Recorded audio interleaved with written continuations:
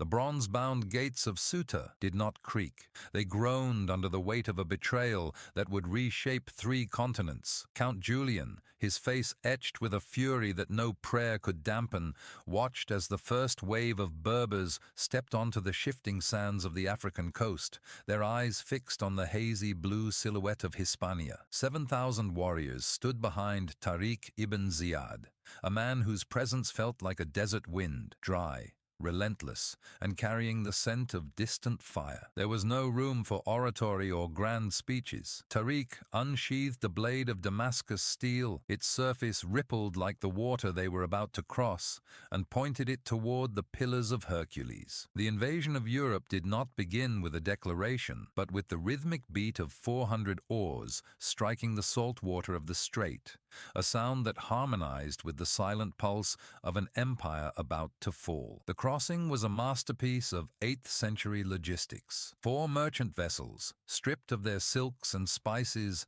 now groaned under the weight of horses that kicked at the wooden hulls, sensing the blood to come. Julian had provided the ships, but Tariq provided the iron. As the keel of the leading dhow bit into the sand of the mountain that would forever bear his name, Jabal Tariq, the general did not look back. He ordered the torches to be brought forward. One by one, the vessels that had carried them across were consumed by orange flames that licked the Mediterranean sky. 1,000s of soldiers watched their only way home turn into ash and floating embers. The message was absolute. The land ahead was now their only sanctuary, or their shared grave. King Roderick, the Visigothic ruler, was 100s of miles to the north, suppressed by the weight of his own internal rebellions. He viewed the reports of the landing as nothing more than a minor raid by North African pirates. 12 days passed before the realization hit him like a physical blow. This was not a raid, it was a flood. Roderick gathered a force of 33,000 men,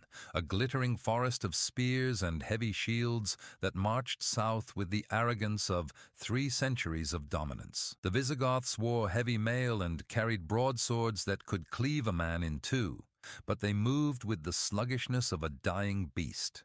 Tariq's scouts, mounted on lean Arabian horses that covered 50 miles in a single day, watched the dust clouds of the approaching army and reported back to the base of the rock. The meeting point was the banks of the Guadalete River. The heat of July was a third army on the field, shimmering off the armor of the Gothic knights. Roderick sat atop an ivory litter, surrounded by 1,000s of elite guards, his crown encrusted with 500 pearls that caught the brutal sun. He looked down upon the Muslim lines, now reinforced to 12,000 men, with a contempt that would cost him a kingdom. Tariq's men were a mosaic of desert tribes, their white robes a stark contrast to the dark iron of the Goths. They did not carry heavy shields, they carried the conviction of a new faith and the speed of the hawk. The battle began with a roar that drowned out the rushing waters of the river. 2,000 Visigothic cavalry charged, a wall of horseflesh and steel meant to crush the center of the Muslim line. Tariq did not flinch. He waited until the thunder of hooves was so close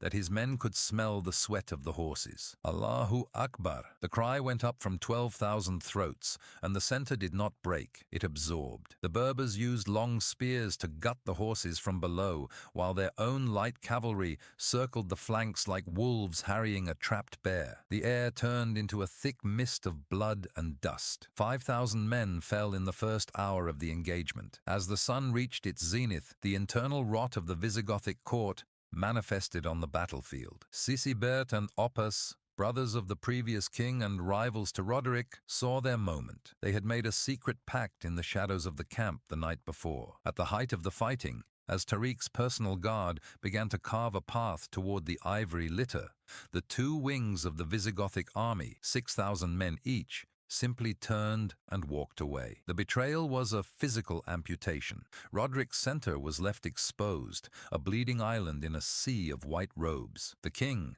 realizing his crown was slipping into the mud, drew his sword and plunged into the fray. The clash of steel was deafening, the sound of 2 civilizations grinding against each other. Tariq spotted the royal standard, a golden eagle draped in purple. He spurred his horse forward, his scimitar describing a lethal arc through the air. 10 guards fell before him, their throats opened by the lightning speed of his blade. He reached the king. For a single heartbeat, the two men locked eyes, one representing the decaying ruins of Rome, the other the rising sun of the caliphate. The duel was short and brutal. Tariq's horse was more agile, dancing around the heavy Visigothic stallion. 3 strikes, the first parried, the second shattering the king's shoulder guard, the third finding the gap in the mail at the neck. Roderick slumped, his blood staining the 500 pearls of his crown. He vanished into the chaos of the riverbank, swept away by the current of the Guadalete. The Visigothic army, seeing their king fall and their flanks desert, turned into a panicked mob. 1,000s were trampled or drowned in the river, their bodies clogging the waters for miles downstream. By sunset, the field was silent, save for the moans of the dying and the flapping of vultures' wings. Tariq stood on a mound of discarded shields, looking north. One victory had shattered the defense of an entire peninsula. But as he wiped the blood from his blade, a messenger arrived on a horse lathered in white foam. The message was from Musa ibn Nusayr, the governor of North Africa. It was not a congratulation, it was a command of cold jealousy. Musa was crossing the sea with 18,000 more men, not to support Tariq, but to arrest him for conquering too much, too fast. The conqueror of Hispania was now a target of his own master. Musa ibn Nusayr did not arrive as a brother in arms. He arrived as a storm. 18,000 fresh troops landed at Algeciras, their armor polished to a mirror sheen, a stark contrast to the blood-caked tunics of Tariq's veterans. Musa was 72 years old, his beard dyed with henna to a fiery orange, and his heart filled with the bitter pride of an old lion who would not be outshone by a cub. He viewed the vast riches Tariq had already seized, the gold-leafed Bibles, the emerald-encrusted altars of Toledo, as his own birthright. When the two commanders finally met in the shadow of the Sierra Morena,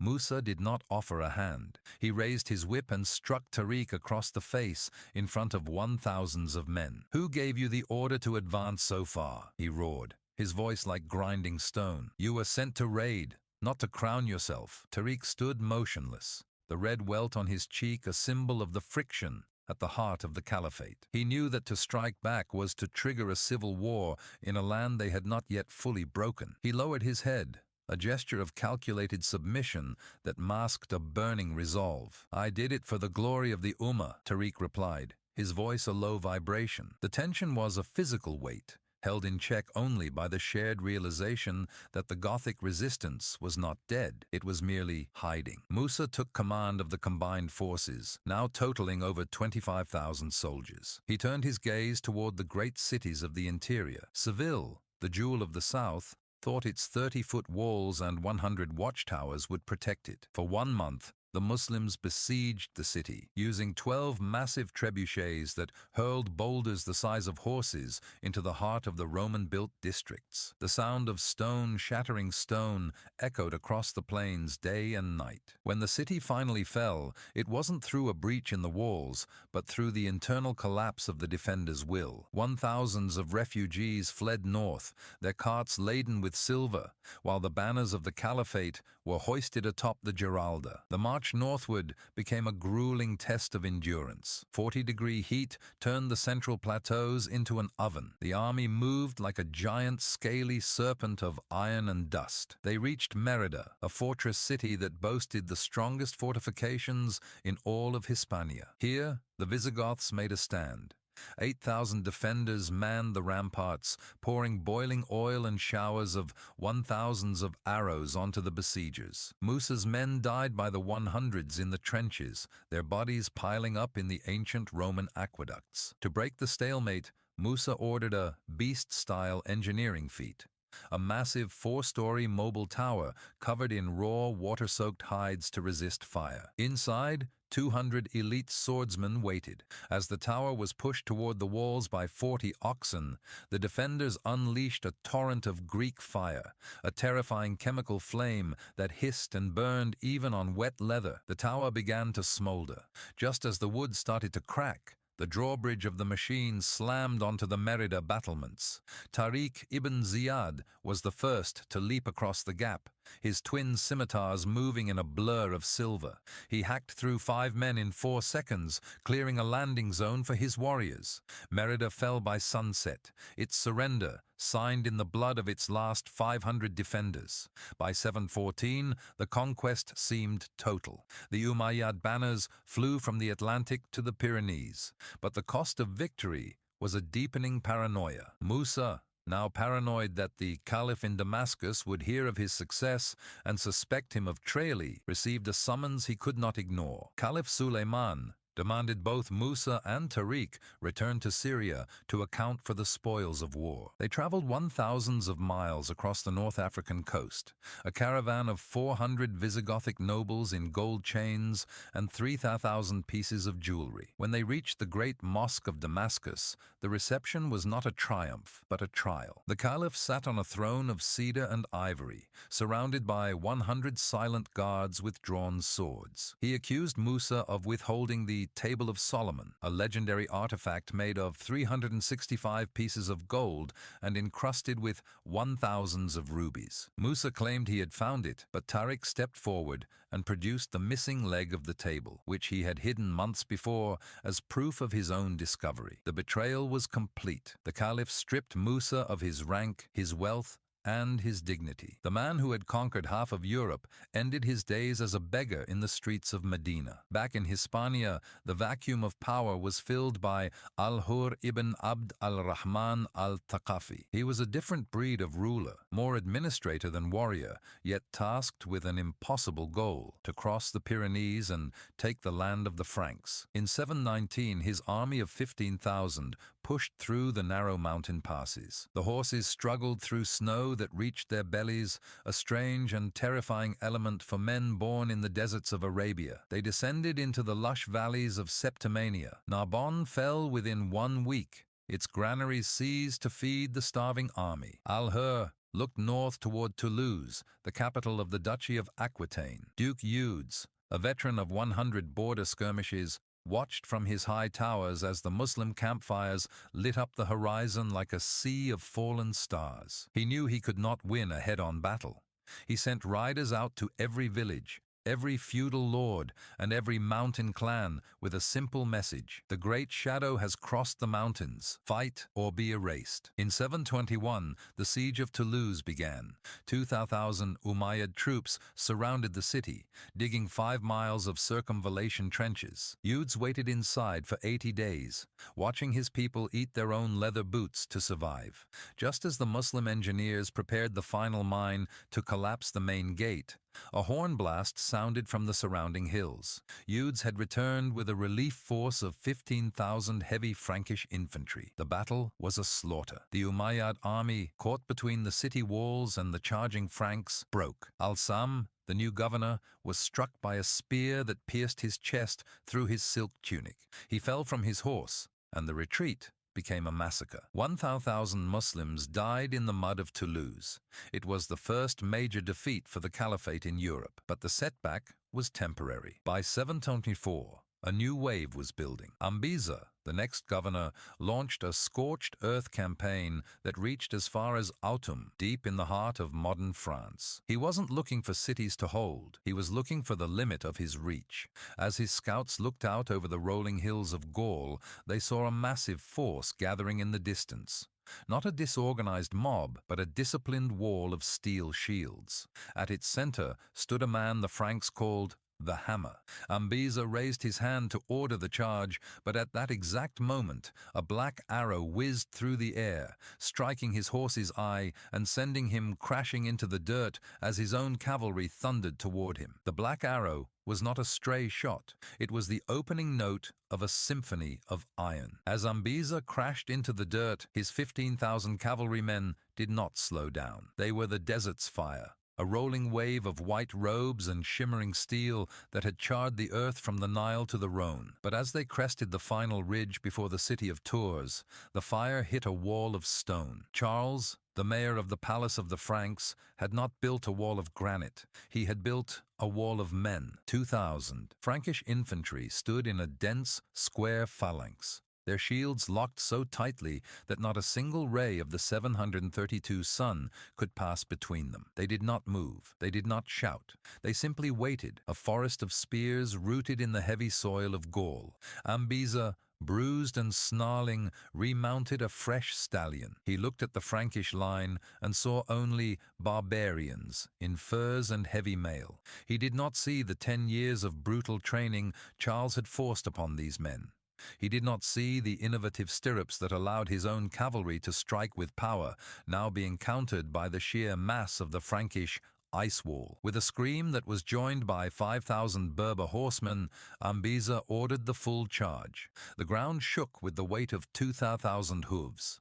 The impact was a physical explosion. The Muslim cavalry slammed into the Frankish shields with the force of a tidal wave hitting a cliff. Spears snapped like dry twigs. Hundreds of horses were impaled on the long Frankish pikes, their screams mixing with the rhythmic grunts of the infantry as they pushed back. For 6 hours, the Umayyad cavalry launched wave after wave, 7 distinct charges, each one more desperate than the last. They hacked at the shields with scimitars. They threw javelins into the gaps, but the phalanx held. Charles, his massive warhammer dripping with brain matter and gore, moved through the ranks like a vengeful god, shattering helmets and breaking the spirits of any who dared breach the line. As the sun began to dip, casting long, bloody shadows across the field, the beast-style tactical shift occurred. Charles had sent a small, elite unit of 400 scouts around the flank to strike the Umayyad camp. In that camp lay the accumulated loot of 5 provinces, chests of gold coins, 1,000s of silk garments, and 100s of captive slaves. When the cry went up that the camp was being plundered, the discipline of the Umayyad army, honed by 1,000s of miles of victory, finally snapped. The rear guard turned to save their gold. "They retreat!" the Frankish ranks bellowed. The perception of a retreat became a reality. The center of the Muslim line buckled as warriors turned their horses to protect their property. Ambiza, realizing the catastrophe unfolding, rode into the heart of the chaos, his sword raised to rally his men. He was a beacon of white silk in a sea of mud. It made him a perfect target. 10 Frankish throwing axes, the dreaded Franciscas, hissed through the air simultaneously. 3 of them found their mark, one burying itself in his chest, another cleaving his thigh, and the third shattering his jaw. The governor of Al-Andalus fell beneath the hooves of his own retreating cavalry. The night that followed was silent, save for the freezing wind. The Franks slept on their shields, fully expecting a renewed assault at dawn. But when the sun rose, the Umayyad camp was a ghost town. 1,000s of tents stood empty, flapping in the breeze. The Muslim army had vanished under the cover of darkness, retreating south toward the safety of Narbonne, leaving behind their dead and the heavy loot that had cost them the battle. Charles had earned his name, Martellus, the hammer, but the 732 defeat at Tours was not the end of the Muslim presence. It was the beginning of a transformation. The focus shifted back across the Pyrenees to the heart of Al-Andalus. The land was no longer a frontier, it was becoming a civilization. In Córdoba, the first stones were being laid for structures that would dwarf the ruins of Rome. 1,000s of irrigation channels were dug, bringing water to parched lands and introducing crops the West had never seen. 10 types of citrus, hard wheat, and the delicate purple of the saffron crocus. Yet, beneath this blossoming culture, a new poison was spreading. The Berbers, who had provided 80% of the blood and bone for the conquest, were being treated as second-class citizens by the Arab aristocracy. They were given the harsh, mountainous lands of the north, while the Arabs took the lush valleys of the south. In 739, this resentment exploded into the Great Berber Revolt. From the hills of Galicia to the plains of Morocco, 100,000 Berbers rose in a coordinated strike against the Umayyad governors. The Caliph in Damascus, Hisham, was horrified. He sent a Syrian army of 3,000 elite cavalry to crush the rebels. These were the giants of the East, clad in lamella armor and carrying 12-foot lances. But they were arrogant. They marched into the narrow valleys of the Maghreb, thinking they were fighting peasants. Instead, they met a guerrilla force that used the terrain as a weapon. At the Battle of the Nobles, 1,000 Arab aristocrats were slaughtered in a single afternoon, their heads used to build a grisly pyramid that stood 20 feet high. The revolt spread into Hispania like a wildfire in a dry forest. The Berber garrisons in the north abandoned their posts, leaving the frontier wide open. Alfonso I of Asturias, a Christian king hiding in the misty mountains of the north, saw his chance. He descended like a hawk, capturing 20 towns in 20 days. The no-man's land of the Duero River Valley was born, a 100-mile-wide strip of scorched earth that would separate the cross and the crescent for hundreds of years. The Umayyad Caliphate was fracturing. In the east, a new faction, the Abbasids, was rising in the shadows, their black banners a funeral shroud for the Umayyad line. They moved through the tea houses and barracks, whispering of a new order. In 750, the unthinkable happened. The Umayyad family was invited to a reconciliation feast in Abu Futrus. As 80 princes sat down to eat from silver platters, the doors were barred. 100 assassins stepped from behind the tapestries. The feast turned into a slaughterhouse. One by one, the heirs of the empire were bludgeoned to death with leather-wrapped clubs so as not to spill royal blood on the floor, a cruel irony. Their bodies were laid out, and a leather carpet was spread over the dying men. The Abbasid leaders then sat on top of the carpet and finished the meal, listening to the muffled groans and the snapping of bones beneath them. Only one prince escaped. Abd al-Rahman, a 20-year-old with red hair and a hawk-like nose, jumped into the Euphrates River as the black-clad riders closed in.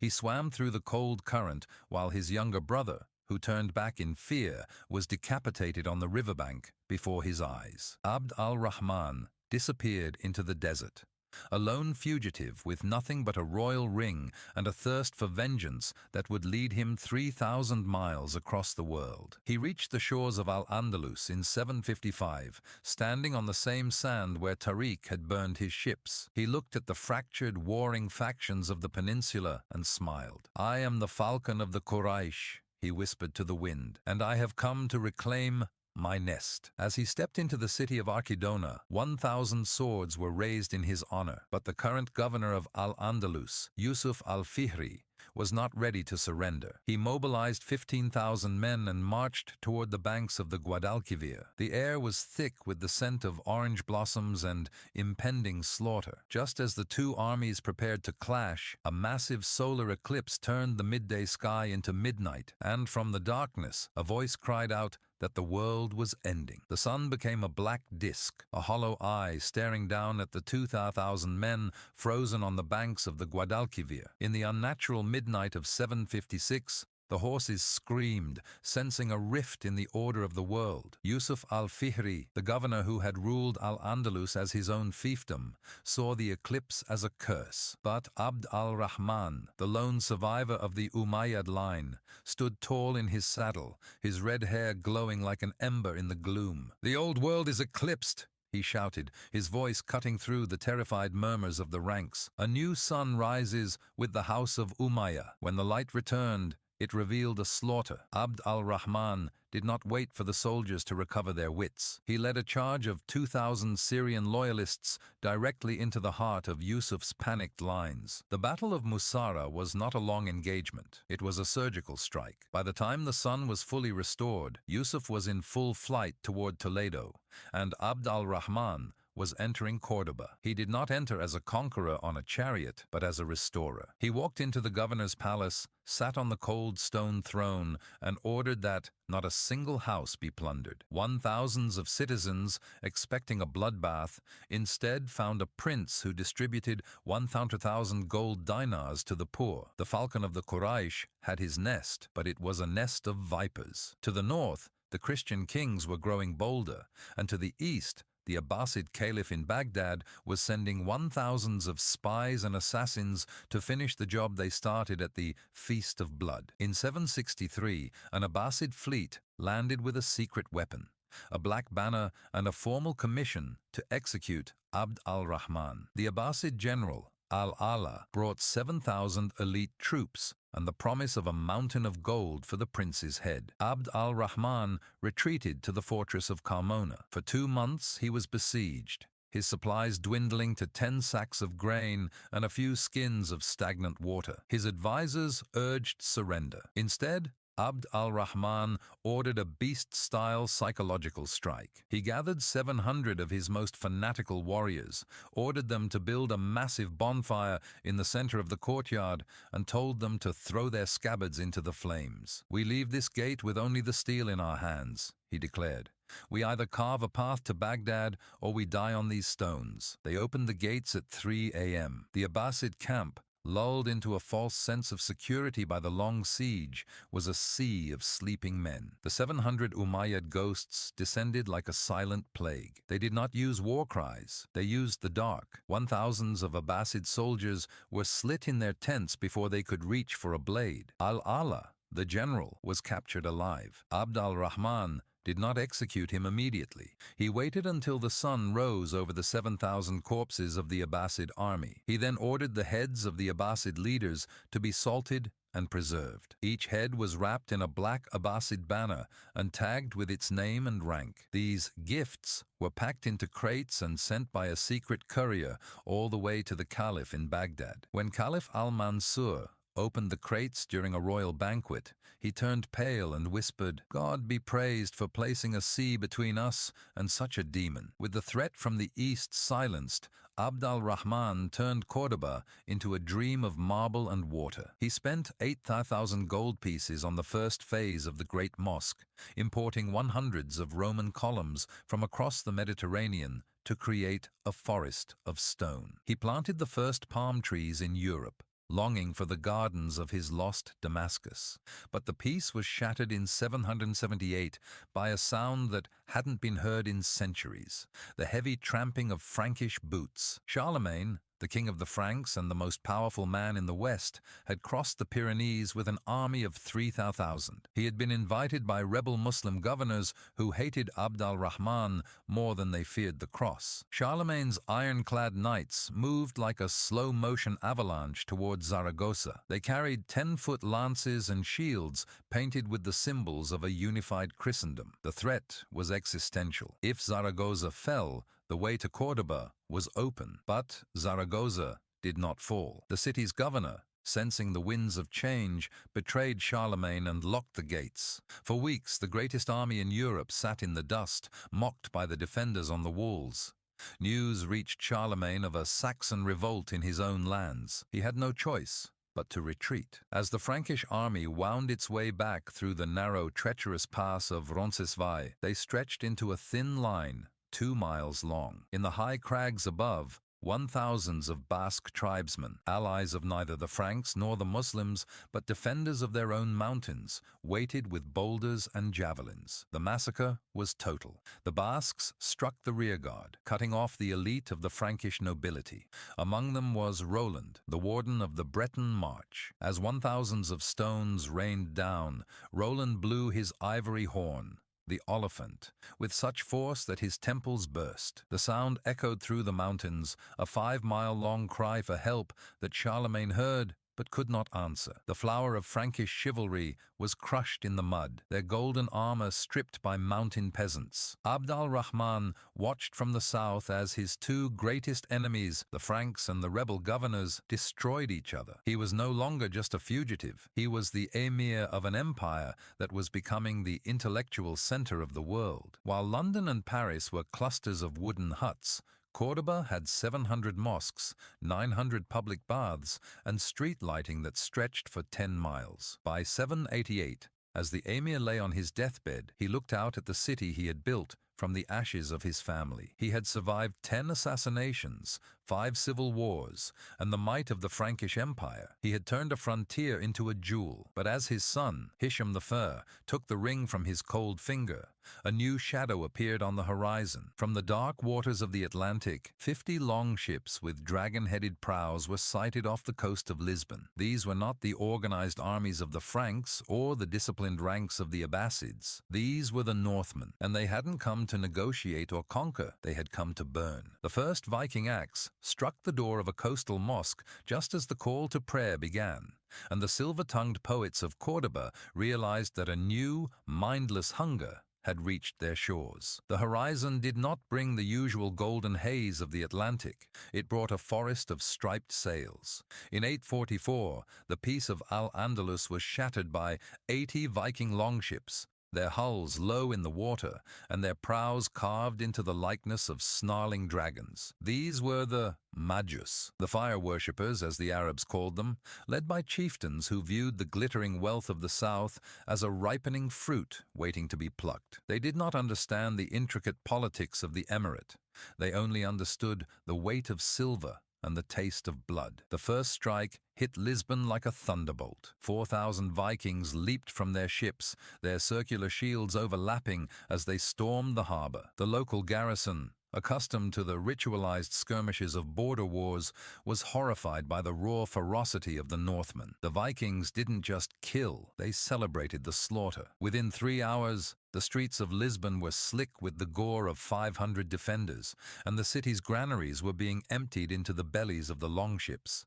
But Lisbon was only the appetizer. The dragons turned south, rounding Cape St. Vincent and entering the mouth of the Guadalquivir River. They were heading for the heart of the empire, Seville. Emir Abd al-Rahman II, a man of poetry and science, found himself facing a nightmare that logic could not contain. He received the news in Cordoba. The sea wolves have taken Seville. The report was devastating. The Vikings had bypassed the coastal defenses and sailed directly into the city. 1,000s of citizens had been butchered in the great mosque, their blood staining the white marble floors. The Vikings had turned the city into a fortified camp, using the Roman walls as a cage for the surviving population. The emir did not hesitate. He realized that this was not a war of territory, but a war of extinction. He mobilized the beast-style response of a unified state. He didn't just send soldiers. He sent engineers, alchemists, and the elite black guard of the Umayyads.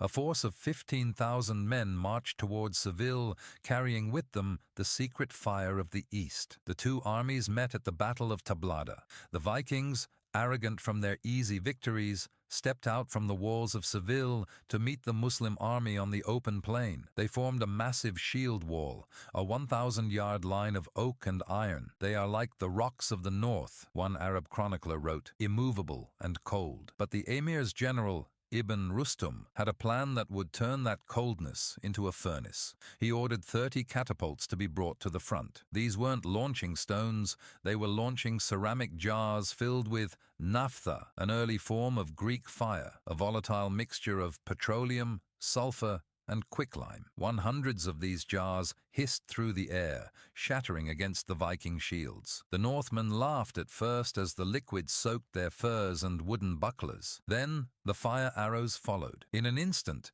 the Viking shield wall became a wall of human torches. The naphtha clung to their skin, burning even fiercer when they tried to douse it with water. 1,000s of Vikings broke rank, screaming as they tore at their melting mail. Ibn Rustum then unleashed the cavalry. 5,000 light horsemen, their sabers sharpened to a razor's edge, swept through the flaming ranks. The ice wolves were being boiled alive. 1,500 Vikings were slaughtered on the spot, and 400 more were captured and hanged from the palm trees of Seville, their long hair blowing in the wind as a warning to any who would follow the dragon ships. The Viking threat was broken, but it had revealed a terrifying truth. The borders of Al-Andalus were porous, and the world was growing smaller. The emir reacted by building the first permanent navy of the Umayyads, establishing a chain of 50 watchtowers along the coast and a massive shipyard in Seville. The dragons would return, but next time, the sea itself would burn. As the 9th century progressed, the internal map of the peninsula began to shift. The emirate reached its cultural peak, but the stair-stepping tension of the north was reaching a breaking point. In the mountains of Asturias, the Christian kingdoms had stopped hiding. King Alfonso III was no longer just defending, he was colonizing. He moved the frontier south to the Duero River, rebuilding the ruins of Porto and Zamora. He claimed to be the heir to the Visigoths, and his Reconquista was no longer a dream, it was a 100-year plan. Inside the borders of Al-Andalus, the Mozarabs, Christians living under Muslim rule, were caught in a vice. In Córdoba, a group of 48 zealots, led by the priest Eulogius, decided that the only way to save their faith was through martyrdom. They began to publicly insult the prophet in the middle of the crowded markets, forcing the Muslim judges to execute them. These martyrs of Córdoba created a rift in the society that even the most brilliant poets could not bridge. By the year 912, the emirate was on the verge of total collapse. Rebel lords had carved up the provinces, the Vikings were raiding the coasts again, and the Fatimid Caliphate in North Africa was preparing a fleet to swallow Al-Andalus whole. The new ruler, Abd al-Rahman III, was only 21 years old when he inherited a throne that sat on a pile of gunpowder. "The empire is a corpse," his enemies whispered. "The boy will be the last of the Umayyads." They were wrong. Abd al-Rahman III was a political genius with a heart of iron. He didn't start with diplomacy, he started with 1,000 executioners. He spent the first 10 years of his reign systematically crushing every rebel lord in the peninsula. He recaptured Seville, dismantled the mountain fortresses of the bandits, and forced the Christian kings of the north to pay him a tribute of 1,000 gold coins a year. In 929, he made the ultimate move. He declared himself not just an emir, but the caliph, the supreme leader of all Muslims, a direct rival to the failing Abbasids in Baghdad and the heretical Fatimids in Cairo. He was now the commander of the faithful. To prove his new status, he built Madinat al-Zahra, the city of the flower. This was not just a palace, it was a 112-hectare statement of power. Built on the slopes of the Sierra Morena, it featured 4,000 marble columns, fountains filled with liquid mercury that shimmered like a sea of silver, and a throne room where the walls were covered in gold and translucent onyx. When foreign ambassadors entered the city, they were made to walk through a mile-long corridor of 1,000 soldiers with drawn swords, their armor so bright it blinded the visitors. By 950, Córdoba was the undisputed center of the world. It had 1,000 people, a library of 4,000 books, and surgeons who were performing cataract operations and brain surgery while the rest of Europe was still using leeches. The caliphate was at its zenith, a sun that burned so bright it seemed it would never set. But even the sun has spots. The caliph, in his old age, grew paranoid. He no longer trusted his Arab generals or his Berber troops. He began to import 1,000s of Sakaliba, Slavic slaves from Eastern Europe, to form a private loyalist army. These men had no families, no tribes, and no loyalty except to the gold of the caliph. In 976, the great caliph died, leaving the throne to a child, Hisham II. The power vacuum was instantly filled by a man who would become the most feared name in Christian Europe, Al-Mansur, the Victorious. He was not of royal blood. He was a lowly clerk who had worked his way up through the harem and the court. He kept the child caliph locked in the palace as a puppet, surrounded by 1,000s of toys and silk pillows, while he himself took the sword. Al-Mansur launched 57 campaigns against the Christians. He burned Barcelona, sacked Coimbra, and in 997 he did the unthinkable. He marched his army to the very end of the world, Santiago de Compostela, the holiest shrine in the West. He burned the city to the ground, but he didn't stop there. He forced Christian captives to carry the massive bronze bells of the cathedral on their backs all the way to Córdoba, where they were melted down to make lamps for the great mosque. It was the ultimate humiliation. The Reconquista seemed dead. The cross was in the mud. But as Al-Mansur rode back to Córdoba, his horse tripped on a single stone. He didn't fall, but he felt a sharp pain in his side, a small infection, a tiny speck of rot in his lungs. By the time he reached the palace, He was coughing blood. As he lay dying in 1002, he looked at his two sons and realized he had built an empire on fear, but he had left no foundation of law. The moment Al-Mansur's heart stopped, the Saqaliba guards drew their swords, the Arab nobles reached for their daggers, and the 1,000-year-old unity of Al-Andalus shattered like a glass vase dropped on stone. The era of the fitna, the great civil war, had begun. The death of Al-Mansur in 1002 was not just the end of a man.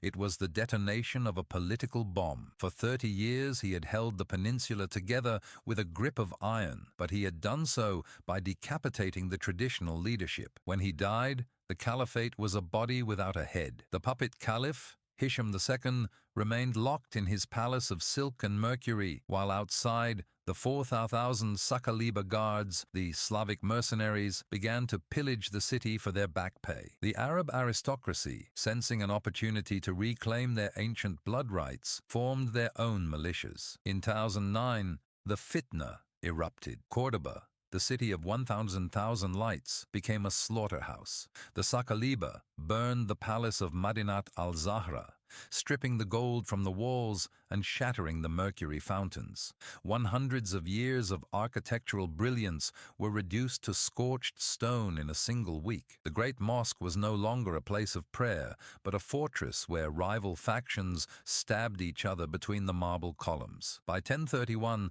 the central authority had evaporated so completely that the local governors simply declared independence. The once mighty caliphate fractured into 22 taifas, petty kingdoms that hated each other more than they feared the Christians. The Christian kings to the north, led by Alfonso VI of Leon and Castile, watched this collapse with the eyes of hungry wolves.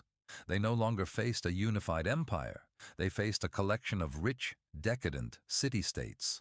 Alfonso developed a beast-style economic warfare strategy, the pariahs. He would march his army to the gates of a taifa like Toledo or Seville and demand 1,000s of gold dinars in exchange for not burning their crops. The Muslim kings, too soft and divided to fight, paid the gold, which Alfonso then used to build the greatest cathedrals and armies in Europe. In 1085, the inevitable happened. Toledo, the ancient capital of the Visigoths, fell to Alfonso VI.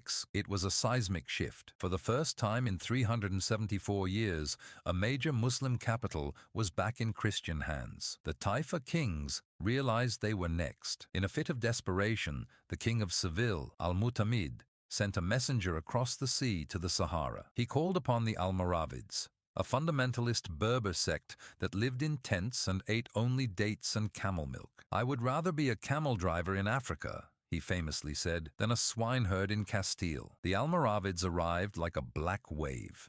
2,000 fanatical warriors, led by Yusuf ibn Tashfin, landed in 1106. They were not interested in Cordoba's poetry or Seville's gardens. They viewed the Andalusi Muslims as heretics who had become weakened by the scent of roses. At the Battle of Sagrajas, they met Alfonso's knights. The Berbers used a terrifying new tactic. 100s of drums made of hippopotamus hide, beaten in a hypnotic, deafening rhythm that drove the Christian horses insane with fear. The Almoravids slaughtered the Spanish knights by the 1,000s, stacking their heads into minarets. But the Almoravids could not stop the tide. They were outsiders who ruled by fear, and within 50 years, they too were replaced by an even more radical sect, the Almohads. These Unitarians built the great Giralda Tower in Seville, but their empire was built on sand. The Christians were no longer disorganized tribes. They had formed a unified front. The turning point of the entire 800-year struggle came in 1212 at Las Navas de Tolosa. 3 Christian kings, Castile, Aragon, and Navarre, marched together with 15,000 knights and 5,000 infantry. They faced an Almohad army of over 100,000. The Muslim camp was a fortress of iron chains, with 1,000 elite Black Guard warriors chained together to form an unbreakable human wall. The battle was a meat grinder. 1,000s died in the first 2 hours. Just as the Christian line began to buckle, King Sancho of Navarre led a suicidal cavalry charge directly at the the caliph's tent. His horse leaped over the chains, and his men began to hack through the guards with two-handed broadswords. The chains that were meant to keep the defenders in became a trap that kept them from escaping. The slaughter was absolute. 6,000 Muslims fell that day. The power of the Almohads was broken forever. One by one, the great dominoes fell. Cordoba, the jewel of the world, surrendered to Ferdinand III in 1236. Seville fell in 1248 after a 16-month siege that saw the Christians use a fleet of ships to break the bridge of boats on the Guadalquivir. By 1250, only one Muslim state remained, the Kingdom of Granada. For 250 years, Granada survived as a vassal state.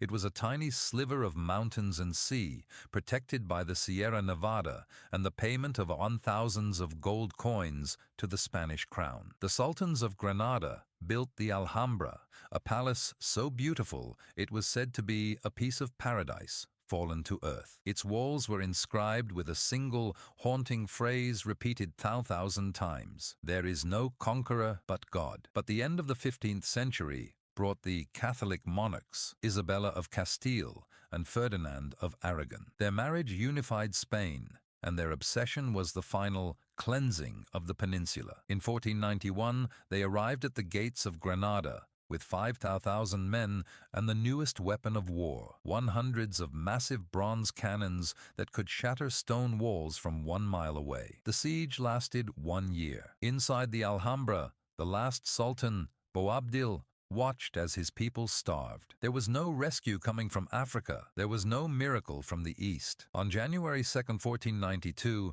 Boabdil walked out of the Iron Gate and handed the keys of the city to Isabella. He didn't fight. He surrendered his heritage for the safety of his family. As he rode away toward the coast, Boabdil stopped at a high mountain pass to look back at the shimmering red towers of the Alhambra one last time. He began to weep. His mother, the fierce Aisha, looked at him with contempt. "Do not weep like a woman," she snapped, "for what you could not defend like a man." The pass is still called the Moor's Last Sigh. The flags of the Caliphate were lowered, and the banners of Castile were raised. Within months, the first Spanish inquisitors would begin their work, and a man named Christopher Columbus, who had watched the surrender of Granada from the Spanish camp, would set sail to find a new world. The 781-year epic of Al-Andalus had ended, not with a bang, but with the quiet closing of a velvet-covered door. The gates of the West were shut. The story of the swords was over. The story of the ashes had begun.